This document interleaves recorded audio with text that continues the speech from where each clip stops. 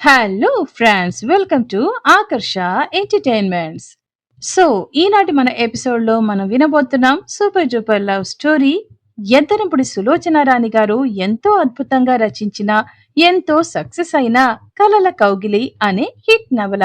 అయితే మీకు విషయం చెప్పాలి, ఇన్స్టాగ్రామ్ అండ్ ఫేస్బుక్ లో అండ్ ఈవెన్ యూట్యూబ్ ఛానల్లో కూడా నేను కొన్ని షార్ట్స్ అప్లోడ్ చేస్తున్నాను. సో అవి దయచేసి చూడండి, వాటిని కూడా లైక్ చేయండి అండ్ మీ అమూల్యమైన కామెంట్స్ తో దయచేసి నన్ను సపోర్ట్ చేయండి. సో ఈనాటి మన ఎపిసోడ్ లో మనం వినబోతున్నాం కలల కౌగిలి అనే సూపర్ డూపర్ నవల. అది కూడా ఎద్దనపుడి సులోచన రాణి గారు ఎంతో అద్భుతంగా రాసిన ఈ నవల అప్పట్లో అప్పట్లో ఏంటి ఇప్పుడు కూడా చాలా మంది చదువుతారు, వింటారు. సో ఆ నవలని నా ఛానల్ ద్వారా మీకు అందిస్తున్నందుకు నాకెంతో హ్యాపీగా ఉంది. సో ఎవరైనా కొత్తగా సబ్స్క్రైబ్ చేసుకున్న వాళ్ళు ఉంటే దయచేసి ప్లేలిస్ట్ లోకి వెళ్ళండి. మీకు తప్పకుండా అక్కడ అన్ని ఎపిసోడ్స్ కనిపిస్తాయి. అండ్ ఇంతకు ముందు నుంచే సబ్స్క్రైబ్ చేసుకున్న వాళ్ళు స్టోరీ కొంచెం మరుపున పడితే మాత్రం మీరు కూడా ప్లేలిస్ట్ లోకి వెళ్తే మీకు స్టోరీ కంప్లీట్ గా అప్డేట్ అవుతుందన్నమాట. సో ఏమాత్రం ఆలస్యం చేయకుండా వెంటనే స్టార్ట్ చేసేద్దాం కలల కౌగిలి. నిర్మల స్నానం చేసి వెళ్లేసరికి తండ్రి విశ్వనాథం, భారతి డైనింగ్ టేబుల్ దగ్గర కూర్చొనున్నారు. నిర్మలకి కణతలు బద్దలవుతున్నంత తలనొప్పిగా ఉంది. మెదడంతా భారంగా ఎలాగో ఉంది. లేవటం, నిలబడటం, ఎదుటి వారి మాటలు వినడం చెప్పలేనంత బోర్గా అనిపిస్తోంది. అయినా తప్పదు. తండ్రికి కొన్ని పద్ధతులున్నాయి.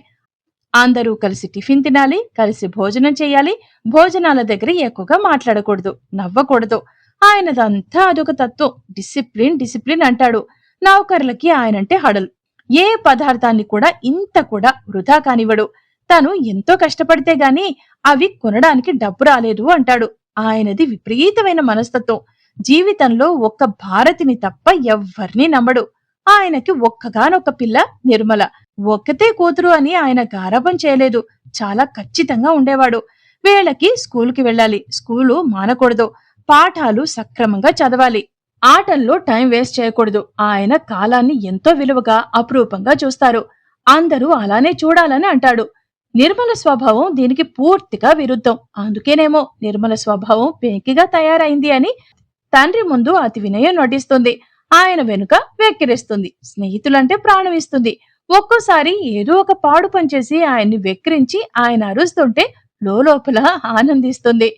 భారతి బ్రెడ్ టోస్ట్, పాల గ్లాసు తీసి ఆయన ముందు పెట్టింది. ఆయన వాటి వైపు ఆకలిగా చూసి మళ్ళీ అనుమానంగా రంగా వైపు చూశాడు. ఆ పాలల్లో ఏ విషపు పొడైనా లేదు కదా అని ఆయన భయం ఆయన కళ్లల్లో తొంగి చూస్తోంది. అంకల్, నేనే స్వయంగా ఆ పాలను కాచాను. షాప్ నుంచి తెచ్చి బ్రెడ్ ని టోస్ట్ చేశాను అంది భారతి.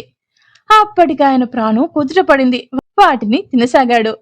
నిర్మల ఇడ్లీని ముక్కలు చేసి తుంచి వదిలేస్తుంది.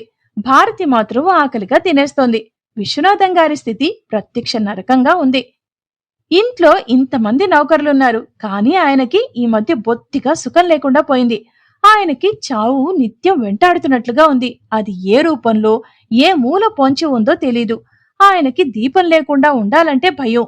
ఇంట్లో చేసింది తినాలంటే విరవు. ఒంటరిగా ఎక్కడికి వెళ్ళడు. కర్మకాలి ఏ పని మీదైనా ఎక్కడికైనా వెళ్లాల్సి వస్తే కారులో వెళ్తుంటే కళ్ళు పెద్దవి చేసి డ్రైవర్ ఎటు తిప్పుతున్నాడో, ఎటు తీసుకుపోతున్నాడో అని చూస్తూ ఉంటాడు. డ్రైవర్ తోవలో కారాపి తననేమైనా చేస్తాడా అనే వంకతో వేగిపోతూ ఉంటాడాయన. ఇంట్లో నౌకర్లని నమ్మలేని ఆయన బయట ఏదో పని మీద వెళ్లి బజార్లో కొనుక్కొని తింటూ ఉంటాడు. అవి ఒంటికి సరిపడక తేడా వస్తూ బాధపడుతూ ఉంటాడు. ఆయనలో ఉన్న భయమే ఆయన్ని ఆ విధంగా చిత్రహింస చేస్తోంది. దీనంతటికీ అసలు కారణం కూతురేనని ఆయనకి తెలుసు. అందుకే నిర్మలని చూస్తుంటే ఆయనకి ఒక్కోసారి మింగలేనంత కోపం వస్తూ ఉంటుంది. తండ్రిగా తను నిర్మలకి సకల రాజభోగాలు ఇచ్చాడు. కాని నిర్మల వల్ల తనకి దక్కిందేమిటి? జీవితం పట్ల మృత్యు ప్రమాదం. సుధాకర్తో మాట్లాడొద్దని, పరిచయం చేసుకోవద్దని తనెంత చెప్పాడు. తన మాట విన్నదా? వినలేదు. తనకి ఎదురు తిరిగి వెళ్లిపోవడానికి సిద్ధమైంది. తీరా అతను కారు ప్రమాదంలో చచ్చాడు. అప్పటి నుంచి కష్టాలు ప్రారంభమయ్యాయి. అతని వైపు వాళ్ళెవరో తన మీద పగబట్టారు. ఫోన్లో తన్ని నీడలా వెంటాడుతూనే ఉన్నారు. వాళ్లకి వశం కావటం లేదు గాని, లేకపోతే ఎప్పుడో తనని చంపేసేవారే. ఈ బాధలన్నీ తన కూతురు మూలంగానేగా వచ్చాయి. ఇది ఆయన క్షమించలేకపోతున్నాడు. లోకంలో ఎంతో మంది పిల్లల్ని చూశాడు తను. వాళ్ళు తల్లిదండ్రులంటే భక్తితోనో, ప్రేమతోనో, గౌరవంతోనో ఉంటారు. తన ప్రారబ్ధం ఏమిటో కాని, ఇది ఏ పూర్వజన్మ వైరమో కాని నిర్మల తనని బద్ధ శత్రువులా చూస్తోంది. కన్నబిడ్డతో వైరం కంటే ఘోరమైన దురదృష్టం ఇంకేదీ లేదేమో. సుధాకర్ చచ్చిపోయిన తరువాత చక్రపాణితో పెళ్లి చేయడానికి ఎంత తాపత్రయపడ్డాడు. అదొక మహానరకం. ఇద్దరూ నిత్యం ఘర్షణే. అబ్బబ్బా, ఇల్లు రణరంగంలాగుండేది. అతను ఆత్మహత్య చేసుకున్నాడు. దానికి కారణం నిర్మలే అన్నారు. నిర్మల లోకం హేళనలని రవ్వంత కూడా లక్ష్య పెట్టలేదు. ఏడిశారు అంది. కాని తను మాత్రం తలెత్తుకోలేకపోయాడు. బంధువులకి, స్నేహితులకి దూరం అయిపోయాడు. నిర్మలని చూస్తే ఆయనకి ఏనాడో తను చేసిన మహాపాపం ఇలా వేధిస్తోంది అనిపిస్తోంది. విశ్వనాథం గారి అమ్మాయి నిర్మల అంటే కాలేజీలో అందరికీ కన్నుల పండుగగా ఉండేది. ఆ అమ్మాయి కారు, వేసుకునే అందమైన బట్టలు, చేతిలో కుక్కపిల్ల అందరికీ ఆనందంగానూ విపరీతంగానూ కూడా ఉండేది. కాలేజీకి వచ్చిన నిర్మల కారు దిగి తెల్లటి కుక్కపిల్లని ముద్దాడి వీడుకోలు చెప్తుంటే మిగతా విద్యార్థులంతా వింతగా చూసేవారు. డబ్బు చాలా మందికి ఉంటుంది, కానీ ఆ డబ్బుని ఆర్భాటంగా ఖర్చు పెట్టగలిగే వాళ్ళు చాలా తక్కువ మంది ఉంటారు. నిర్మలకి తల్లి చిన్నప్పుడే పోవడంతో అన్ని విషయాలు తనకి తానే చూసుకోవడం, స్నేహితుల సలహాలను పాటించడం ఎక్కువగా అలవాటు చేసుకుంది. నిర్మలకి సగం జీవితం స్నేహితులతోనే గడిచిపోతుంది. స్నేహితులని తన వెంట ఉంచుకోవడానికి నిర్మల రకరకాల ప్రయత్నాలు చేయాల్సి వచ్చేది. చీటికి మాటికి ఏదో ఒక వంకతో పార్టీలిచ్చేది, సినిమాలు చూపించేది, పిక్నిక్లకు ఏర్పాట్లు చేసేది. వాటి కోసం నిర్మల ధారాళంగా డబ్బు ఖర్చు పెట్టాల్సి వచ్చేది. అది తండ్రికి సుతారము ఇష్టం ఉండేది కాదు. ఆయన చాలా కష్టపడి పైకొచ్చాడు. డబ్బు సంపాదనే జీవిత ధ్యేయంగా బ్రతికిన ఆయనకి బ్రతుకంతా దాన్ని ఆర్జించడానికి వెచ్చించడంతోనే గడిచిపోతుంది. ఆయన తండ్రి ఒక ఆఫీసులో గుమాస్తా. చాలని జీతం. ఎప్పుడు చూసినా డబ్బు ఇబ్బందులే. విశ్వనాథం గారికి అది బాల్యం వయసులో నుండే డబ్బు మీద విపరీతమైన ప్రేమాభిమానాలు ఉండేవి. ఆయన కట్టుకోవడానికి 2 జత బట్టలు లేక, తినడానికి కడుపు నిండా అన్నం లేకుండా గడిపిన సంఘటనలు అనేకం ఉన్నాయి. అందువల్ల ఆయన నిర్మలని సుఖంగా పెంచాలని తాపత్రయపడేవాడు. నిర్మల ఏది అడిగితే అది తెచ్చిస్తూ ఉండేవాడు. నిర్మల తల్లి చచ్చిపోతే ఆయన రెండో పెళ్లి చేసుకోలేదు.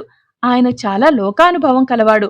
మళ్లీ పెళ్లి అంటే అదో ఖర్చు, భార్య తరపు చుట్టాలు తనని జలగల్లా పీల్చేస్తారని భయం. పెళ్ళంటే ఏమిటి? శారీరక వాంఛలు, సాంప్రదాయ పద్ధతులు తీర్చుకోవటమేగా. దానికి పెళ్లి అనే మహాశుద్ధ దండగా. అయినా ఖర్చేమీ కానవసరం లేదు. ఈ ప్రపంచం నిండా నా అనేవాళ్లు లేని ఆడవాళ్లు బ్రతుకు తెరువు కోసం పొట్టచేత పట్టుకుని కష్టపడే స్త్రీలు ఎంతో మంది ఉన్నారు. అందుకే ఆయన నేర్పుగా వెతికి సరసు అనే ఆవిడని వంటకి పెట్టుకున్నాడు. సరసుని వంటకి పెట్టుకోవడంలో ఆయనకి 2 లాభాలు చేకూరాయి. ఒకటి, కమ్మటి భోజనం లభించేది. రెండోది, శారీరకమైన అవసరం తీరేది. సరసుకి ఆయన అడపాదడపా ఏ పండక్కో చీర తప్ప అధికంగా ఏమీ ఇచ్చేవాడు కాదు. సరసు వంట చేసినందుకు డబ్బు కూడా తీసుకునేది కాదు. నేనే మీ దాన్ని అయినప్పుడు నాకు డబ్బెందుకండి అనేదే. దానికైనా సంతోషించలేదు. లోపల బాగుంది, రేపు నా డబ్బంతా నీది అవుతుందనే నమ్మకం ఏమిటి అనుకున్నాడు. సరసు వద్దన్న నెలకి ఖచ్చితంగా ఆమె పేరిట బ్యాంకులో నెల జీతం వేసేవాడు. ఆమె నిస్సహాయురాలైన స్త్రీ. ఆమె డబ్బు నాకెందుకు అనుకునేవాడు. తను చాలా ధర్మంగా, సంస్కారపూరితంగా ప్రవర్తించినట్లుగా భావించి సంతోషించేవాడు. సరసు నిర్మలని కన్న తల్లిలాగానే సాకింది. కాని విశ్వనాథం గారు చాలా తెలివిగలవాడు. నిర్మలకి సరసు వెనుక ఆమె ఎంతైనా వంట మనిషే సుమా అనే భావన చిన్నప్పట్నుంచి కలగజేశాడు. దాంతో నిర్మలకి సరసు అంటే ఒక రకమైన నిరసన భావం, హేళన, వెక్కిరింత ఏర్పడసాగింది. విశ్వనాథం గారికి ఇదే కావాలి. ఎందుకంటే నిర్మల సరసు మీద విపరీతమైన ఇష్టం ఏర్పరచుకుంటే ముందు ముందు బాధాకరం కావచ్చు. 10 సంవత్సరాలు గడిచినా సరసు ఆ ఇంట్లో వంట మనిషిగానే ఉండిపోయింది. నిర్మలకి సరసు అంటే అతి చులకన భావం ఉండేది. కాలేజీకొచ్చిన నిర్మల తండ్రి ఇష్టానికి వ్యతిరేకంగా మగపిల్లల కాలేజీలో చేరింది. అక్కడ చదువుకోనియకపోతే అసలు చదువే మానేస్తానని భీష్మించుకుని కూర్చుంది. తండ్రి పీనాస్తనం మూలంగా నిర్మల సాటి స్నేహితులతో ఒక్కోసారి చాలా నవ్వుల పాలు కావాల్సొచ్చేది. నిర్మలకి డబ్బు ఖర్చు పెట్టడం ఒక వ్యసనం అయితే తండ్రికి డబ్బు కూడబెట్టడం మహా వ్యసనం. అందుకని రాను రాను ఇద్దరి మధ్య అగాధం పెరగసాగింది. తండ్రి అంటే కాస్త కూడా గౌరవం లేదు, అభిమానం అస్సలే తెలీదు. ఇద్దరి మధ్య అభిప్రాయ భేదాలు ఎప్పుడు చిటపటమంటూనే ఉండేవి. ఇంట్లో నౌకర్లకి ఇది వినసొంపుగా, చూడముచ్చటగా ఉండేది. విశ్వనాథం గారు అతి పీనాసైనా ఆ ఇంటికి అంటు పెట్టుకుని నౌకర్లుండటమే విశేషం. బజారుకెళ్లమంటే లేని ఖర్చులు ధరలు చెప్పి రూపాయికి 10 రూపాయలు ఖర్చు చెప్పేవారు. ఆయన ఎప్పుడైనా ఆ దొంగతనం పసిగట్టి నానా తిట్లు తిట్టి వాళ్లకి రవ్వంత కూడా పట్టేది కాదు. ఆ విధంగా విశ్వనాథం గారి ఇల్లు ఒక సర్కస్ డేరాలా నవ్వులాటగా విషాదంగా గంభీరంగా ఉంటూ ఉండేది. నిర్మలకి కాలేజ్కి రాగానే జీవితంలో వేగంగా మార్పులు రాసాగాయి. రకరకాల ఫ్రెండ్స్ దొరికారు. వాళ్లు నిర్మలని అతి ప్రేమగా చూసేవారు.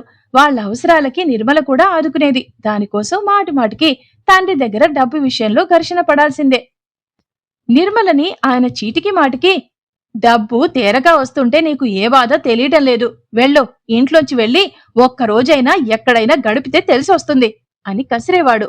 నిర్మలకి చాలా రోషంగా ఉండేది. ఒక్కొక్కసారి నిజంగా తండ్రి ఆ మాట అనగానే ఇంట్లోంచి వెళ్లిపోవాలని, మళ్లీ తండ్రి ముఖం చూడకూడదని మరీ మరీ గాఢంగా అనిపించేదే. నిర్మల స్నేహితురాళ్ళని ఇంటికి తీసుకొస్తే విశ్వనాథం గారు వాళ్లని అవమానపూర్వకమైన మాటలు మాట్లాడి పంపించేవాడు. నిర్మల చాలాసార్లు కినుకుతో అన్నం తినటం మానేసి అలుకగా గదిలో పడుకునేది. ఆయన పట్టించుకునేవాడు కూడా కాదు. నౌకర్లని బ్రతిమలాడవద్దని శాసించేవాడు. బ్రతిమలాడితే నిర్మలకి అలుసు అవుతుందని ఆయన భయం. అలుక విహించిన నిర్మల ఒకరోజు మానేసినా రెండో రోజు ఆకలి వేసి ఉండబట్టలెక్క డైనింగ్ టేబుల్ దగ్గరకొచ్చి ప్లేటు పెట్టుకుని కూర్చునేది. సరసు వెంటనే అన్నం వడ్డించేది. ఎందుకమ్మా నాన్నగారి విషయం తెలిసి కూడా అలా కోపం తెప్పిస్తావో? నువ్వు హైరాణ పడ్డావు, ఆయన్ని హైరాణ పెడతావు అనేది మందలింపుగా. అన్నం తినబోతున్న నిర్మల ఒక్కసారిగా ఏడ్చేసేది. ఆ మనసు తననెవరైనా గారాబంగా చేయాలని కోరుకునేది. లాలించాలని మన్నించాలని తహతహలాడేది. విశ్వనాథం గారు అందుకు పూర్తిగా విరుద్ధం. ఆయన నిర్మలకి ఖరీదైన బట్టలు నగలు అన్ని అడగకుండానే ఇచ్చేవారు, ఒక్క గారాబం తప్ప. నిర్మలకి అదే కావాలనిపించేది. ఎన్నో పుస్తకాల్లో చదివింది, స్వయంగా తన స్నేహితురాళ్ల ఇళ్లలో చూసింది. తల్లిదండ్రులు పిల్లల్ని ఎంతో గారాభంగా ప్రాణంగా చూస్తారు. తన తండ్రి అందుకు పూర్తిగా విరుద్ధం. ఆయనకి జీవితంలో డబ్బుని తప్ప ఇంకెవ్వర్ని ప్రేమించటం తెలీదు. ఆ పరిస్థితుల్లో సుధాకర్ నిర్మలకి పరిచయం అయ్యాడు. ఆ తర్వాత ఏమైంది అనేది తెలుసుకోవాలంటే ఖచ్చితంగా నెక్స్ట్ ఎపిసోడ్ వినాల్సిందే. ఈ స్టోరీ గనక మీకు నచ్చినట్లయితే లైక్ చేయండి, షేర్ చేయండి అండ్ మీ వాల్యుబుల్ కామెంట్స్ ని యూట్యూబ్ కామెంట్ బాక్స్ ద్వారా తప్పకుండా నాకు తెలియచేయండి. And please do subscribe Akarsha entertainments. ఇంతవరకు నా ఛానల్ ని సబ్స్క్రైబ్ చేసుకున్న ప్రతి ఒక్క సబ్స్క్రైబర్ కి కూడా మనస్ఫూర్తిగా thank you so much. And మరో ఎపిసోడ్ ద్వారా మళ్ళీ మీ ముందుంటుంది మీ Saritha. Until then take care and have a nice day.